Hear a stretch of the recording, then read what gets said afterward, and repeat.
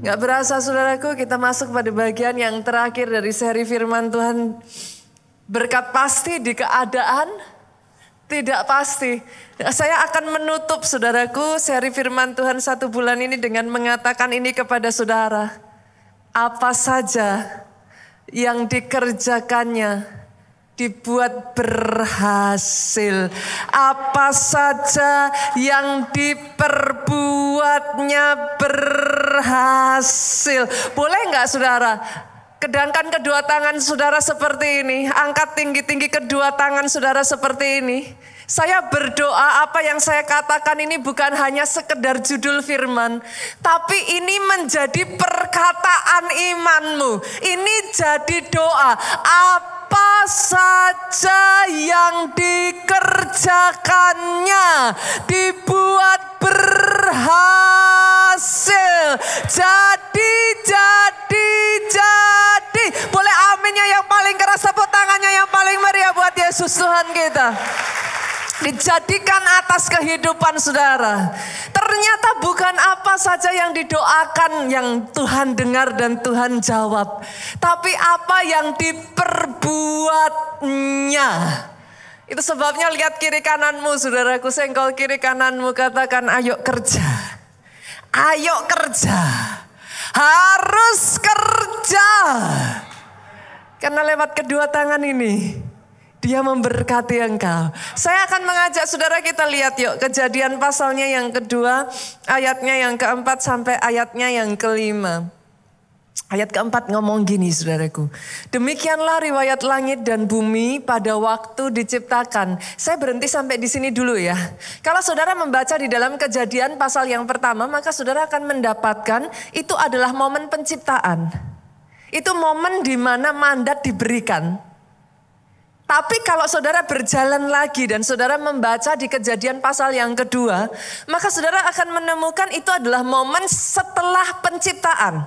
Perhatikan ya saudaraku, perhatikan baik-baik ya. Itu momen setelah penciptaan. Yet, di momen setelah penciptaan itu ayat ini ngomong begini. Ketika Tuhan Allah menjadikan bumi dan langit. Bumi dan langit sudah dijadikan. Saudara, ayat yang kelima ngomong gini.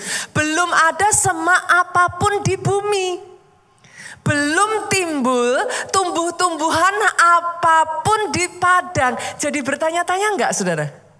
Buat saudara yang cukup jeli ketika membaca maka akan muncul pertanyaan. Katanya sudah diciptakan. Tapi bagaimana bisa? Belum muncul saudaraku. Belum ada tanaman yang tumbuh dari sana saudara. How can it be? Kita baca kalimat selanjutnya yang dengan sendirinya akan menjawab pertanyaan itu saudaraku. Sebab Tuhan Allah belum menurunkan hujan. Saya tanya ya sebelum saya lanjutkan ya. Ada dua penyebab saudara. Kenapa sudah diciptakan tetapi kok belum tumbuh? Yang pertama sebab Tuhan Allah belum menurunkan hujan. Pertanyaan saya jadi gini. Siapa yang berkuasa menurunkan hujan? Langsung ada jawabannya ya. Tuhan Allah. Dan gak berhenti sampai di situ. Ternyata belum tumbuh karena Tuhan Allah belum menurunkan hujan. Tetapi yang kedua, dan belum ada orang untuk mengusahakan tanah itu. Ayat ini menarik loh saudaraku buat saya. Kenapa? Karena sudah diciptakan. Bagaimana belum tumbuh? Tapi dari ayat ini kita bisa melihat hasil baru akan muncul setelah ada hujan. Tuhan Allah menurunkan hujan. Hasil baru akan muncul kalau ada orang yang mengerjakan, mengusahakan. Boleh enggak? Saya ganti begini saudaraku. Hasil baru akan muncul. Berarti kalau kau mau berhasil, kau butuh dua hal ini. Yang pertama, hujan itu harus turun. Tapi siapa yang bisa nurunin hujan? Sadari dalam kehidupan kita ini ya saudaraku. Hanya Tuhan yang punya kuasa untuk menurunkan hujan atas hidupmu. Oh enggak bisa enggak saudara. Kalau kau mau berhasil, kau harus menyadari satu prinsip yang pertama ini dulu. Kalau kita mau berhasil, kita butuh hujan yang diturunkan dari langit. Hanya Tuhan yang bisa menurunkan hujan berkat itu atas kehidupanmu. Tapi yang kedua, saudaraku, kalau saudara mau berhasil, taruh satu tangan saudara di dada saudara seperti ini dan katakan, saya harus bekerja. Saya harus bekerja. Baru kalau dua hal ini, dua elemen ini ada, maka hasil akan muncul. Inilah yang saya sebut sebagai syarat dari great multiplication, saudaraku. Karena bahkan setelah diciptakan sekalipun, Pak, tumbuhan itu dikatakan belum ada. Sampai hujan itu turun, sampai ada orang yang mengerjakannya. Hari ini saya berdoa, ada orang-orang yang di tempat ini yang dipakai Tuhan untuk mengerjakannya. Oh yes. Dan kalau berbicara tentang kerja ya saudaraku, baru saja tadi kita bicara ayo kerja, saya harus bekerja. Bicara soal kerja saudara, pertama belajarlah untuk bekerja keras dulu. Tapi setelah itu bolehkah saya memperkenalkan yang kedua saudaraku? Bekerjalah dengan hikmat. Saudara harus belajar bekerja keras terlebih dulu saudaraku. Sebelum saudara mempelajari cara kerja yang lain, belajarlah bekerja keras lebih dulu. Tapi setelah itu saudaraku, belajar bekerja dengan hikmat. Pengkhotbah 10 ayatnya yang ke-10 ngomong gini. Menarik sekali ayat ini.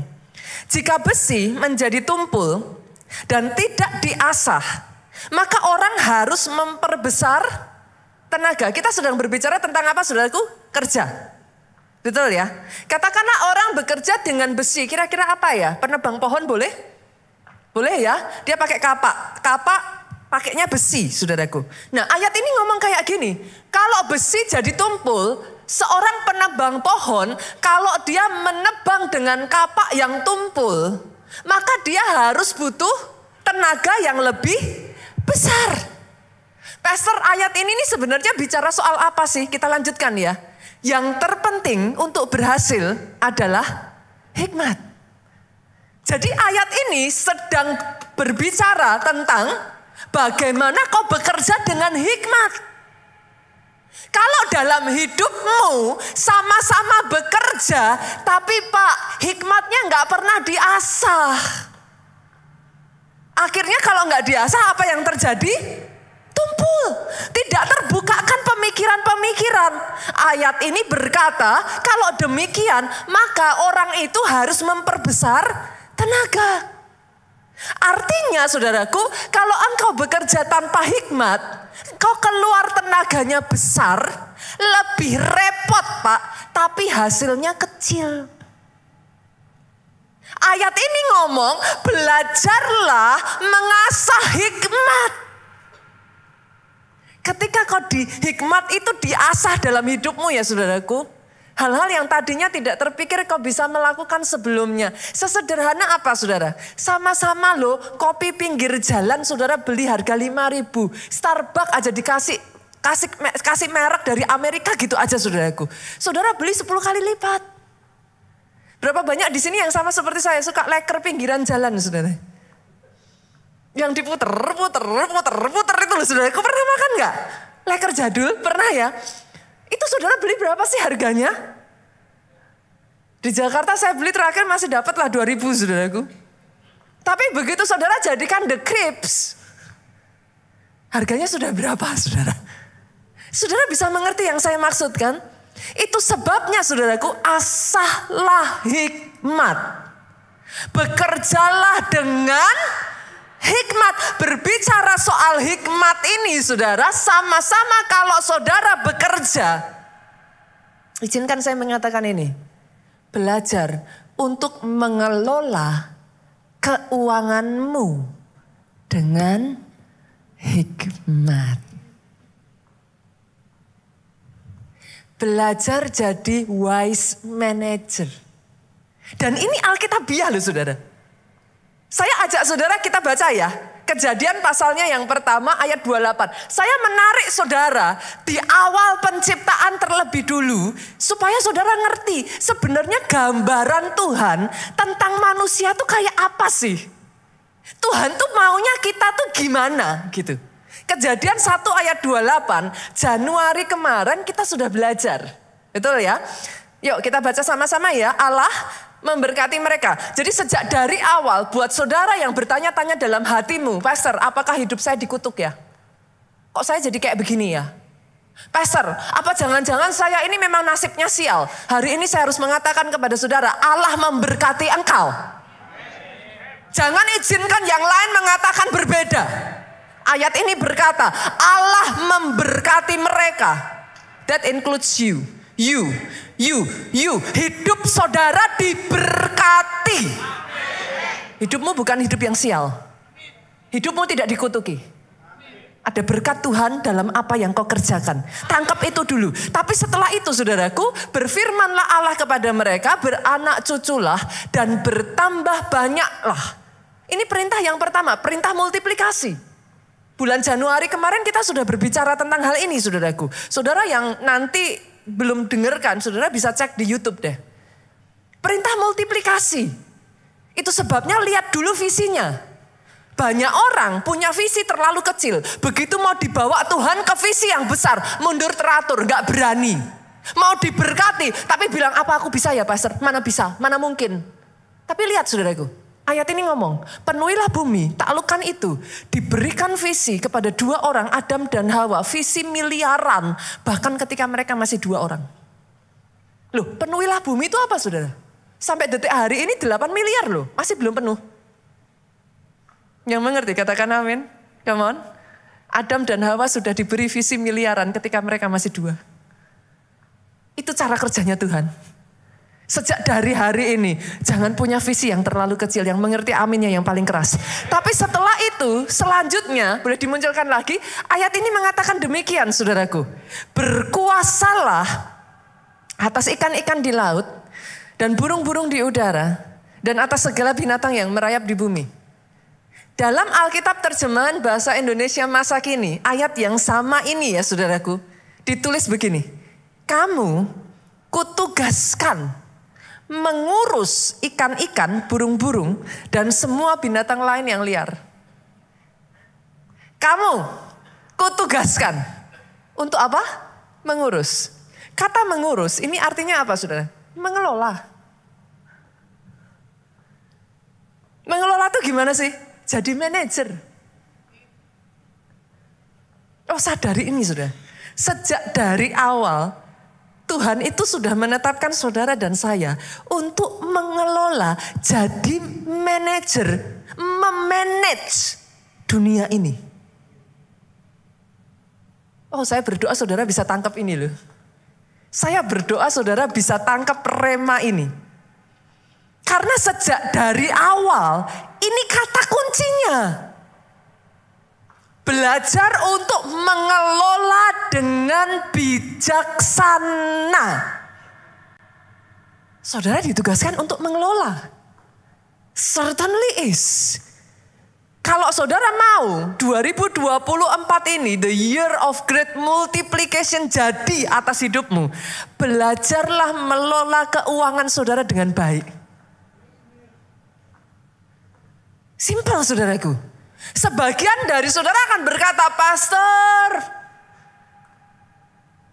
ini selalu jadi pertanyaan banyak orang. Saya tuh heran kenapa kok yang ditanyakan selalu itu, Pastor, saya itu nggak punya modal untuk bersaing. Boro-boro great multiplication. Saya nggak punya koneksinya. Hari ini ya saudaraku izinkan saya mengatakan ini. Bahkan kalau saudara belum punya modal yang cukup. Ataupun koneksi yang cukup. Kalau saudara punya wisdom to manage. Hikmat untuk mengelola. You will succeed. Kenapa saya berani katakan demikian saudaraku? Saudara lihat kisah dari Yusuf.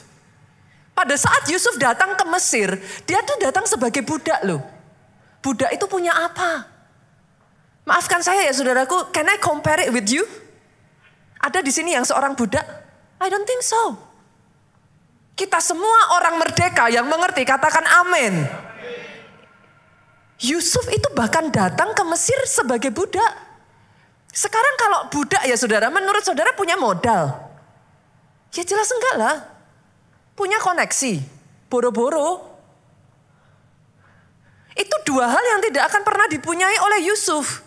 Tapi listen to me, Yusuf punya kemampuan untuk mengelola. Hikmat untuk mengelola. Itu sebabnya kalau saudara baca di dalam ayatnya selalu diperkatakan begini. Di rumah Potifar yang dipercayakan kepada Yusuf berhasil. Itu apa saudara? The wisdom to manage. Bahkan dimasukkan penjara. Di penjara pun dia berhasil. Yang mengerti aminnya yang paling keras. Banyak orang mengandalkan modal. Saya tidak menyalahkan saudara untuk itu loh saudara. I can understand. Banyak orang mengandalkan koneksi. Boel, saya harus mengatakan kepada saudara. Kunci keberhasilan sudah Tuhan taruh dalam hidupmu. Engkau ditentukan untuk menjadi seorang pengelola. Oh yes.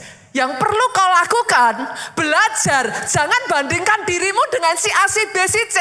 Lihat ke dalam dan setelah itu asah hikmat yang ada dalam hidupmu. Oh come on. Karena kalau saudara mengasah hikmat itu, the wisdom to manage. Apa saja yang ditaruh di tanganmu, berhasil kok. Dengan cara demikian Pak. Dari yang kecil kau dipercayakan sama seperti Yusuf toh. Di rumahnya Potifar dia dipercaya. Di penjara dia dipercaya. Lama-kelamaan saudaraku dia dipercayakan istana. You don't have to have one yet. Saudara nggak perlu punya satu istana dulu. Tapi kalau saudara tahu bagaimana cara mengelola supaya satu istana itu berhasil, engkau akan dipercayakan istanamu sendiri. Oh aminnya yang paling keras. Saya berdoa ya hari ini ya saudaraku belajar melihat surpass, melampaui dirimu. Di dalam dirimu dia sudah taruh DNA itu yang mengerti aminnya yang paling keras. Hari ini yang perlu kau lakukan asah. Jangan hanya berdiam. Mulai dengan hal yang simple. Saya harus bekerja. Saya harus bekerja. Itu hal yang sangat-sangat simpel saudaraku. Dimulai dari kita bekerja. Tapi setelah kita belajar ya saudara untuk memanage. Nah setelah kita belajar untuk memanage, dengar ini saudaraku. Kenapa? Kenapa kok memanage ini menjadi satu hal yang sangat krusial? Karena segala sesuatu yang tidak dimanage dengan baik, tidak dimanage dengan bijaksana Bu, akan habis. Saya jamin ya saudara, saudara dapat warisan besar sekalipun ya, tidak dikelola, habis kok. Pernah dengar cerita orang-orang yang mendapat lotre? Nah, secepat itu naiknya, secepat itu hancurnya. Kenapa? Karena tidak belajar cara memanage. Saudara dipercayakan ya, katakanlah ya saudaraku dipercayakan orang tua saudara toko kecil lah, minimarket kecil. Tapi kalau saudara tidak belajar memanage, habis tuh. Sama loh, di gereja juga sama. Berapa banyak di tempat ini yang adalah KKS atau leader di tempat ini, boleh lambatin tangan saudara. Boleh saya lihat tangan-tangan terlambat? Oh banyak loh. Jangan malu saudaraku, boleh saya lihat tangan-tangan terlambat? Saya melihat ada banyak nih. Oke, turunkan tangan saudara. Saudara yang di sini adalah KKS, saudara leader, perhatikan ini. Kalau engkau tidak belajar memanage SDM yang Tuhan percayakan di bawah saudara, orang-orang yang Tuhan percayakan, habis loh. Habis saudara. Gereja juga sama. Keluarga juga sama. Halo? Suami istri? Kalau engkau tidak belajar memanage keluarga, hancur loh itu keluarga. Anak gak pernah diurus. Rumah keuangan ya saudaraku selalu besar pasak daripada tiang. Habis gak itu? Habis.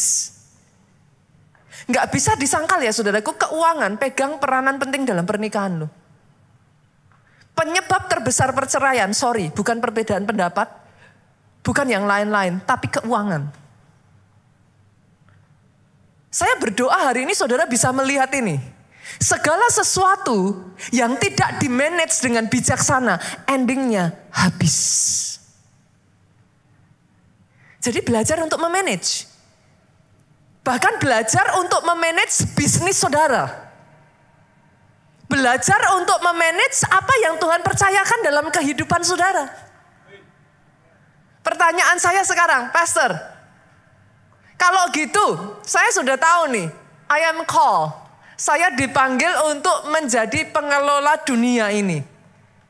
Saya dipanggil untuk menjadi seorang wise manager. Kalau gitu apa yang harus saya kelola dalam hidup saya? Yang pertama, saya bagikan 3 poin ya Pak. Yang pertama, sebelum saudara mengelola yang lain-lain, boleh nggak sih saudaraku kelola diri kita sendiri yuk? Yang mengerti katakan amin.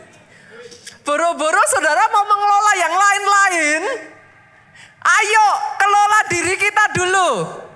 Pastor, apa yang harus dikelola dari diri saya? Manusia terdiri dari apa?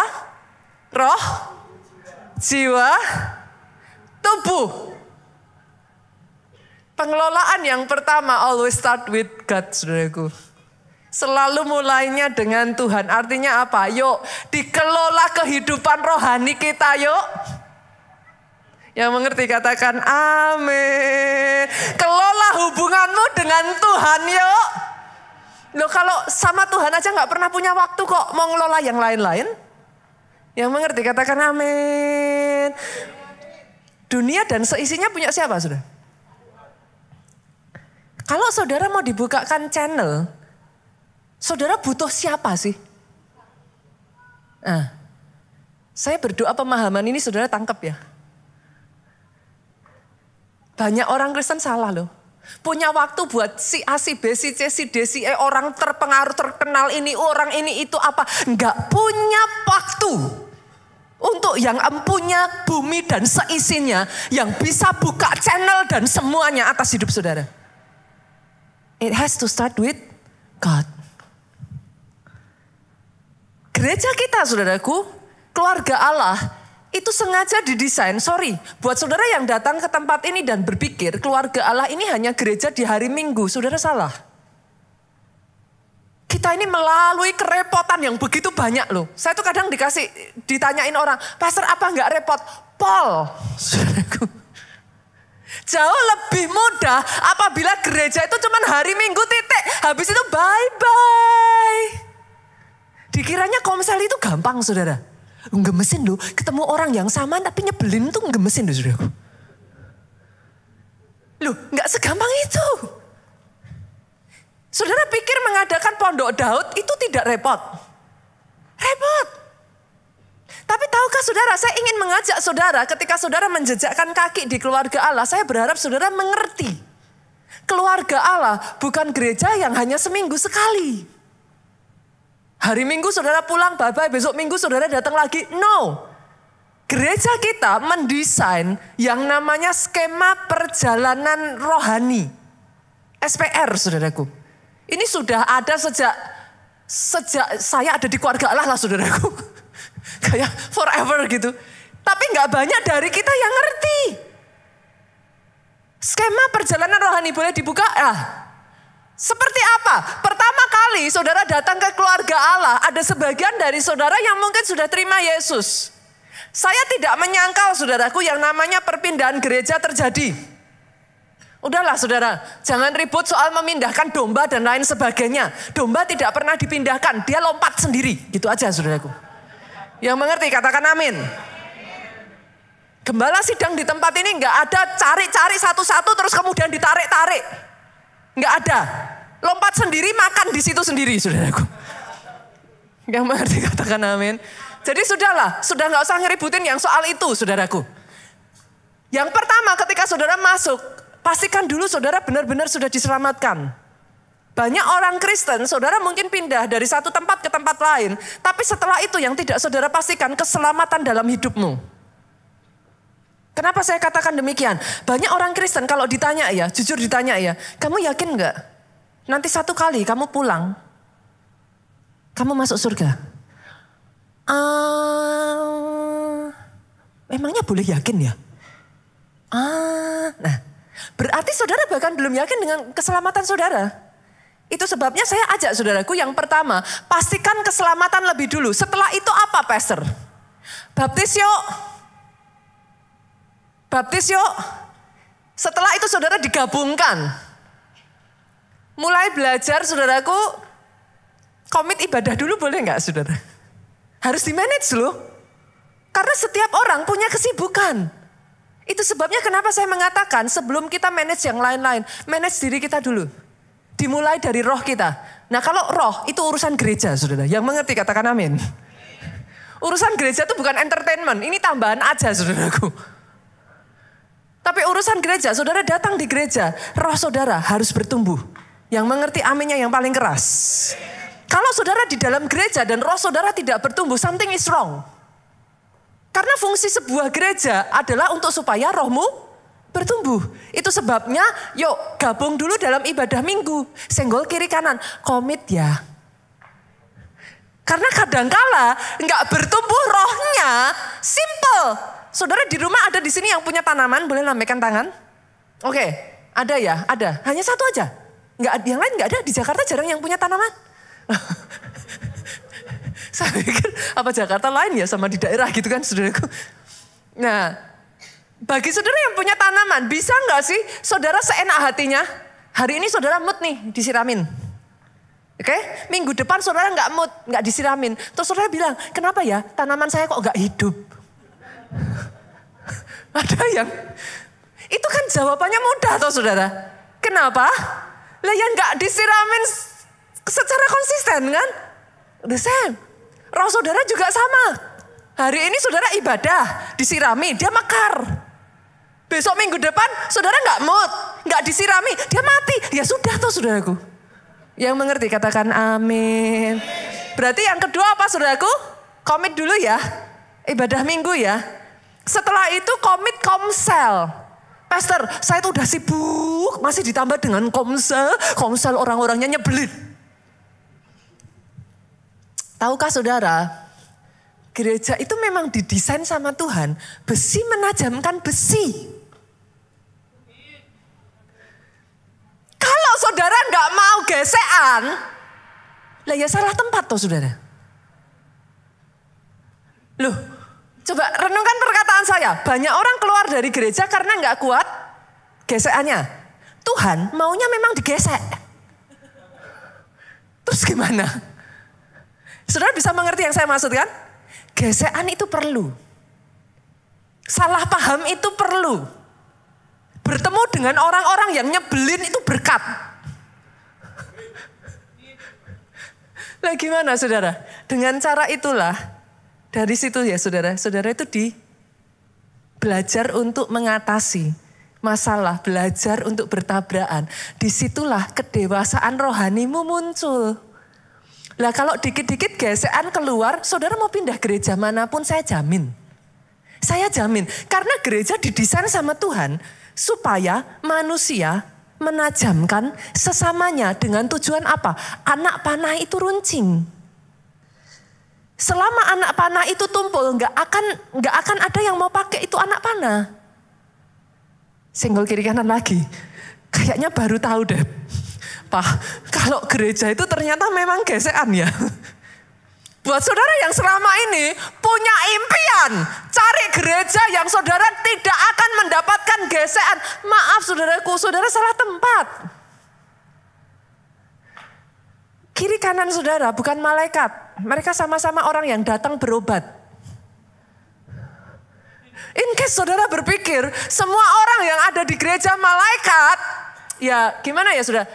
Angel to be gitu aja saudaraku. Ya akan gitu kan. Akan. Nantinya tujuannya ke situ. Tapi masih dalam proses. Kalau masih dalam proses dan saudara tabrakan, saudara keluar, saudara yang rugi. Terima itu saudara, telan itu. Bertumbuh dengan sehat.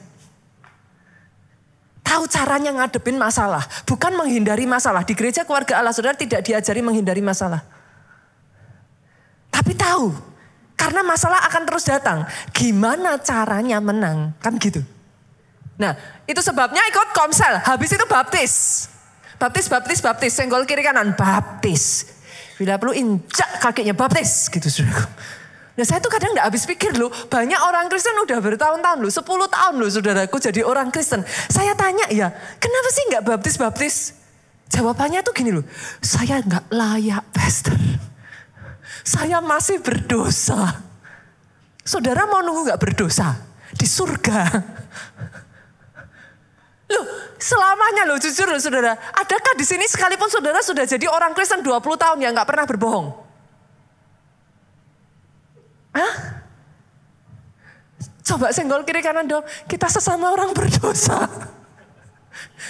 Loh ya, mau bohong putih, mau bohong apapun adalah bohong.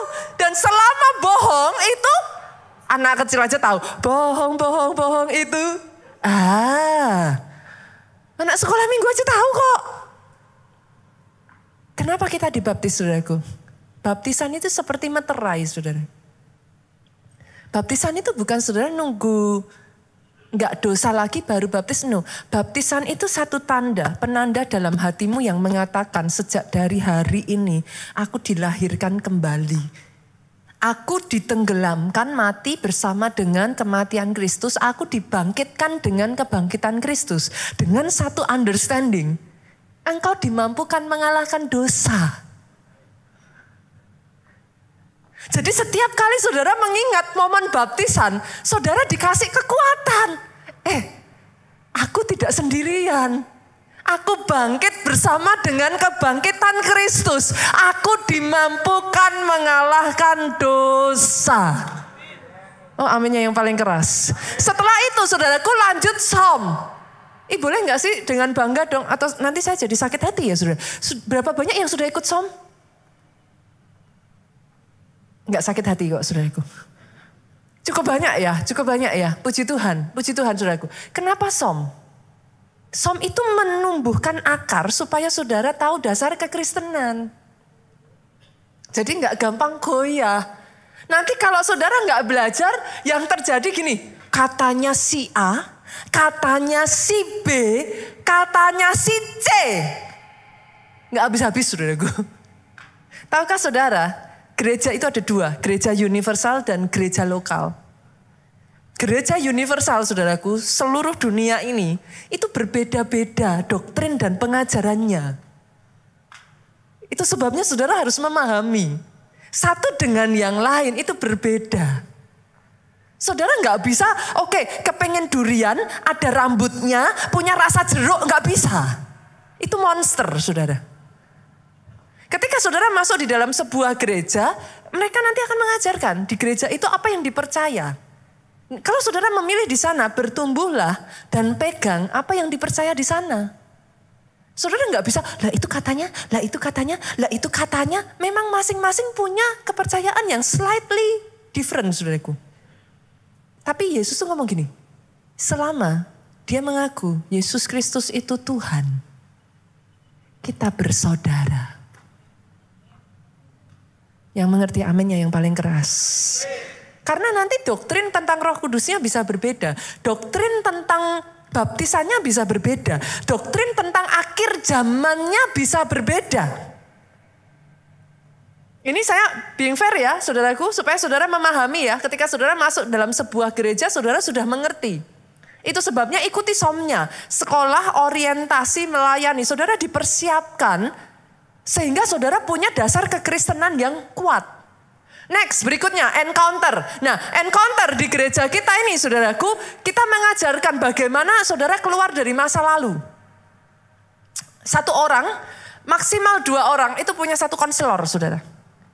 Karena banyak orang Kristen, jadi orang Kristen, tapi ekornya masih dipegang. Akhirnya nggak bisa bebas. Dia jadi orang Kristen tapi masih berdiri di 2 pijaan. Nggak pernah bisa saudaraku. Encounter membantu saudara untuk keluar dari itu. Yang berikutnya ESBC. ESBC itu Elite Soldier Bootcamp saudaraku. Saya baru saja kemarin ya saudara, anak saya juga sekian waktu yang lalu ikut ESBC saudara. Itu dilatih. Banyak orang Kristen, maaf ya saudara, zaman sekarang ini kan zaman generasi stroberi itu. Nah orang Kristennya tuh juga banyak yang stroberi, imut-imut tapi rapuh gitu saudara. ISBC ini mengajarkan kepada kita, ayo jadi orang Kristen yang kuat. Jangan dikit-dikit nyerah. Jangan dikit-dikit mundur. Ngalami masalah sedikit nggak bisa. Banyak anak muda zaman sekarang kan kayak gitu tuh. Kayak gitu kan. Saya tuh kadang suka ngobrol sama anak saya. Masih kecil kok sudah capek. Gimana kalau sudah besar saya bilang. Loh anak zaman sekarang coba. Disuruh ngerjain PR jawabannya apa? Bener kan? Nah ISBC ini mendesain itu saudaraku. Akhirnya saudara dididik. Di keluarga Allah ya saudaraku. Setiap orang, everyone can be a leader. Saya tidak percaya bahwa saudara hanya jemaat biasa. I believe that you are a leader. Itu sebabnya dipersiapkan. Yang ujungnya apa? Diselamatkan untuk menyelamatkan. Kita nggak boleh egois. Saudara datang ke gereja not just because for you. No. In your life. He has a big vision. Dia punya rencana. And because of that, you are called. You are prepared. Yang pertama manage roh kita dulu kan. Yang kedua manage jiwa. Loh jiwa kok di manage kenapa? Saudaraku yakin saudara berdoa minta diberkati. Orang kalau mau diberkati perjuangannya berat loh. Yang mengerti katakan amin. Loh makanya saya tanya dulu yakin minta diberkati. Kerja keras loh. Buat saudara yang bilang minta diberkati, tapi habis itu bilangnya capek. Itu dua hal yang akan berlawanan saudara. Kenapa saudara harus manage your soul? Karena kalau enggak, nanti capek loh saudara. Bersamaan dengan Tuhan memberkati, ada perjuangan, ada tantangan, ada masalah. Kalau jiwanya, mental health-nya tidak diperhatikan, hancur tuh, roboh. Yang mengerti katakan amin. Harus berjuang. Mental health-nya harus dikuasai, saudara. Roh kalau kuat, dia akan megang jiwa. Jiwa terkontrol. Kalau rohnya belum kuat, jiwa ini akan cepat sekali, saudaraku. Terombang-ambingkan. Jiwa itu apa toh isinya? Pikiran, perasaan, kehendak. Kan itu jiwa. Ketika rohmu kuat, perasaanmu mau goyah. Kok aku rasanya kok enggak ini ya? Rohmu langsung. Kau bukan hidup oleh apa yang kau rasakan, yang kau lihat, tapi oleh iman. Kan jadi kuat lagi sudah. Dipegang kan jiwanya. Itu sebabnya harus di manage jiwanya. Yang ketiga, roh, jiwa, tubuh. Kesehatan juga harus di manage loh Bapak Ibu. Halo, yang bintang-bintangnya bercahaya di mana-mana, saudara. Laporannya saudara cek darah banyak bintangnya.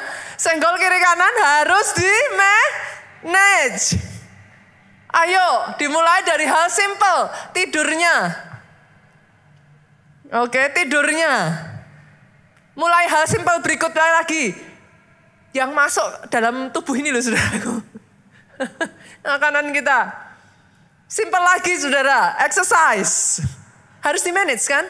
Nah tadi kita bicara soal apa? Bekerja kan. Nah saya tuh belajar saudaraku. Kita juga harus memanage pola kerja kita saudara. Di Jepang mereka itu saya belajar sesuatu yang unik. Mereka punya, mungkin banyak di antara saudara yang pernah dengar ya. Mereka punya satu filosofi yang namanya Ikigai. Pernah dengar gak ya? Ikigai, pernah ya? Pernah dengar ya? Sebagian pernah dengar. Ikigai ini basically adalah satu filosofi tujuan hidup saudara. Mereka percaya bahwa jangan hanya bekerja untuk cari uang. Tapi mereka percaya kalau engkau bekerja, kerjakan apa yang kau cintai. Langsung aja ya, saya jam aja ya, biar cepat ya. Ikigai itu dibelah menjadi 4 irisan, saudara.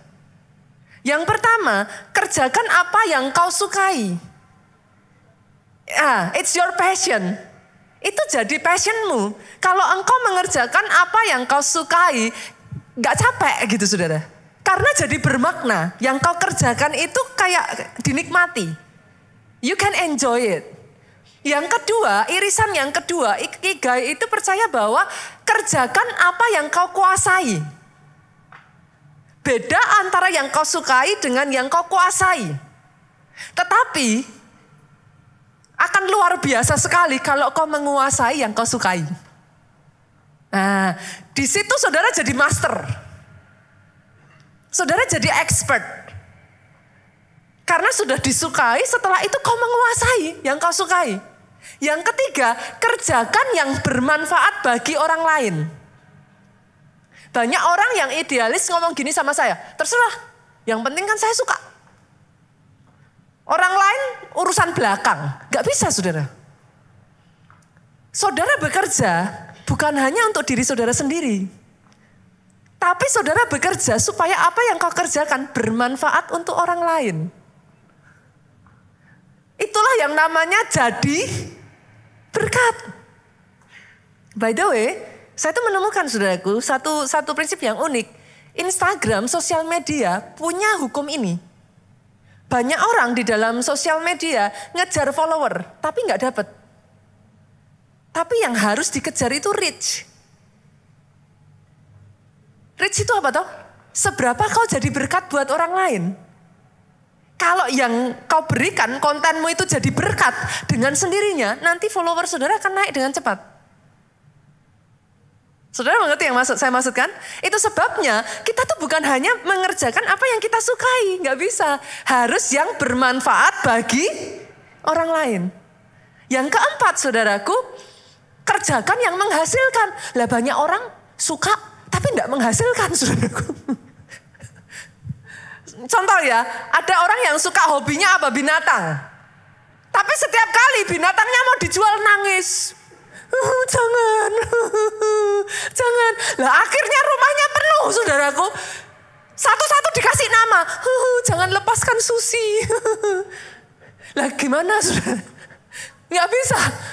Kalau saudara, itu mungkin yang saudara sukai. Tapi kan nggak bisa menghasilkan. Lah lama-lama kan akhirnya menguras toh. Dana saudara habis lah, si Susi, si siapa nanti namanya, saudara satu-satu kan akhirnya nggak bisa saudaraku. Nah, ikigai mengajarkan kita seperti ini saudara. Belajarlah mengerjakan yang kau sukai, temukan the passion in your life. Setelah itu master it, kuasai. Dan temukan cara apa yang kau lakukan itu jadi berkat buat orang lain. Kalau saya ditanya ya, Pastor, kenapa Pastor melakukan yang Pastor lakukan saat ini? Saya tidak melakukan yang saya lakukan karena saya istrinya Pak Jo, sudah. Dan banyak orang kan sukanya gitu ya. Gak suka, tapi dilakukan akhirnya terus tertekan. Saya melakukan yang saya suka, yang saya lakukan ini, saudaraku, adalah karena since the very beginning, I love it. Sejak awal saya itu sadar saudaraku, saya ada sebagaimana saya ada karena perjuangan orang-orang dalam kehidupan saya. Dan saya kepengen bisa gantian memberikan itu kepada orang lain.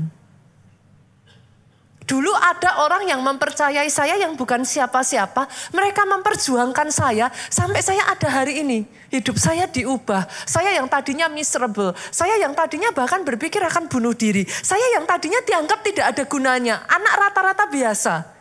Tapi hari ini saya ada sebagaimana saya ada. Karena saya jumpa Yesus saya. Saya berdoa lewat hidup saya. Saudara-saudara juga bisa berjumpa dengan sahabat baik saya. Hidupmu diubahkan, karaktermu diubahkan, kau jadi orang yang kuat. Akhirnya hidupmu jadi berguna buat orang lain. Bukankah itu hidup yang menyenangkan, saudaraku? Karena hidup kita berarti. Dan yang terakhir, apa yang kita lakukan ini menjadi saluran berkat Tuhan dalam hidup kita. In the end, diberkati, jadi berkat. Doa saya itu yang jadi atas hidup saudara. Manage diri kita dulu. Itu yang pertama. Yang kedua apa, Pastor? Yang kedua, saudaraku, manage your team. Salah satu orang yang pernah hidup di dunia ini, orang paling kaya yang pernah hidup di dunia ini namanya Salomo, saudara. Yang tidak banyak diketahui oleh banyak orang Kristen adalah Salomo itu seorang manajer yang luar biasa.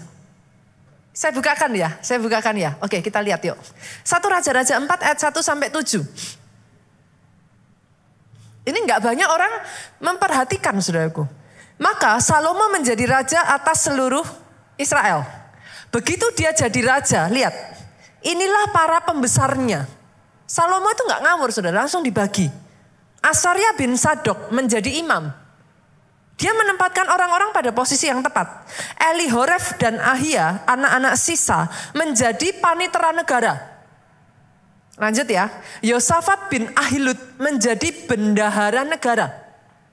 Saudara bisa ngeliat gak nih? Struktural dibentuk. Benaya bin Yoyada menjadi panglima. Ini enggak main-main. Saudara nanti ya kalau punya waktu di rumah ya, selidiki deh siapa orang-orang ini. Nanti saudara akan melihat Salomo memilih best of the best untuk ada di tempatnya masing-masing. Ngeri, nyenengin saudaraku. Belajar firman itu nyenengin. Saya lanjutkan lagi ya. Abiatar menjadi imam. Asarya bin Natan mengawasi para kepala negara, daerah. Lihat ini sudah. Sabut bin Natan seorang imam menjadi sahabat raja.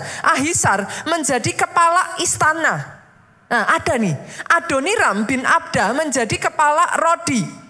Salomo punya 12 orang kepala daerah atas seluruh Israel yang harus menjamin makanan raja dan seisi istananya.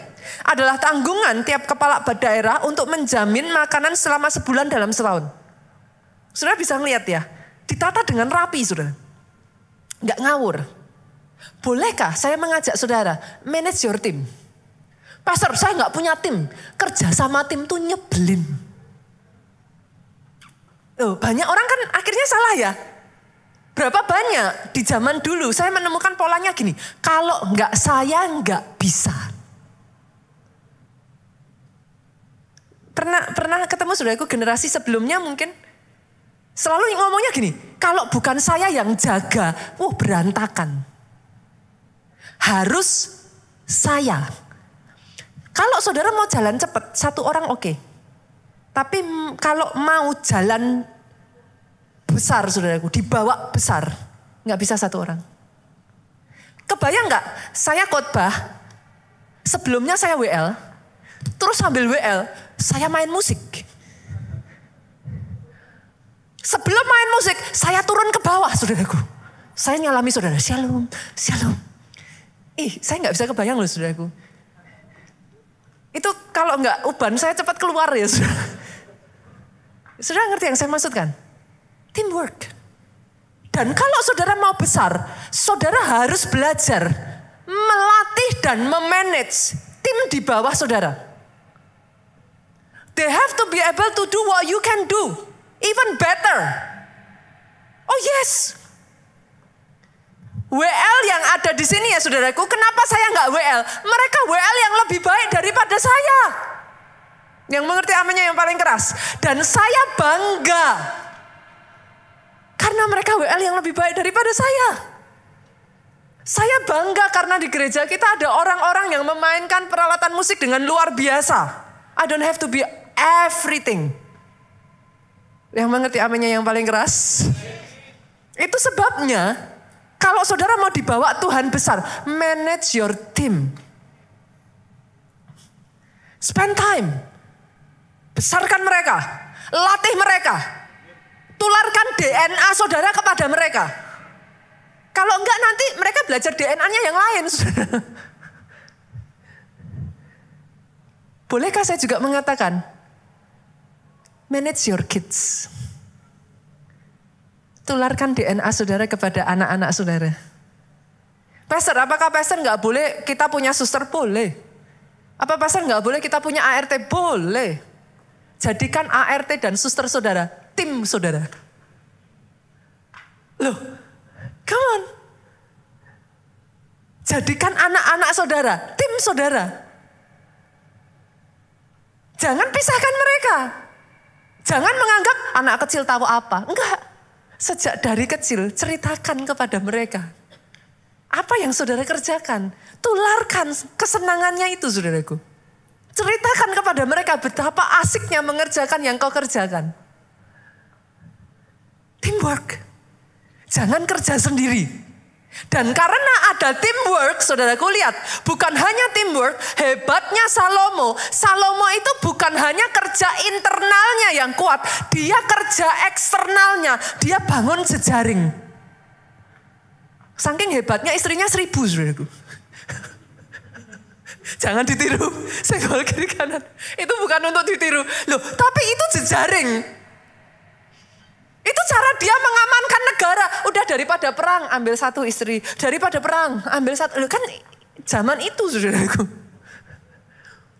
Tapi jangan ditiru ya, Bapak Ibu. Kata Pastor Nita nanti dipotong gitu. Jangan. Tapi Salomo itu mengembangkan jejaring. Bagaimana saya tahu? Kalau waktu saudara lihat ya, nanti kalau saudara baca ya. Pada saat Salomo hendak membangun istana dan bait Allah ya. Dia pakai Hiram, saudara. Kenapa dia nggak pakai punyanya dia sendiri? Dia pakai yang namanya Hiram. Siapa Hiram? Hiram ini temannya Daud. Ini adalah orang yang disebut Daud sebagai ahlinya kayu, saudara. Hiram itulah yang menyediakan aras Libanon untuk pembangunan bait suci Salomo. Jangan takut yuk kerjasama dengan orang lain. Yang mengerti katakan amin.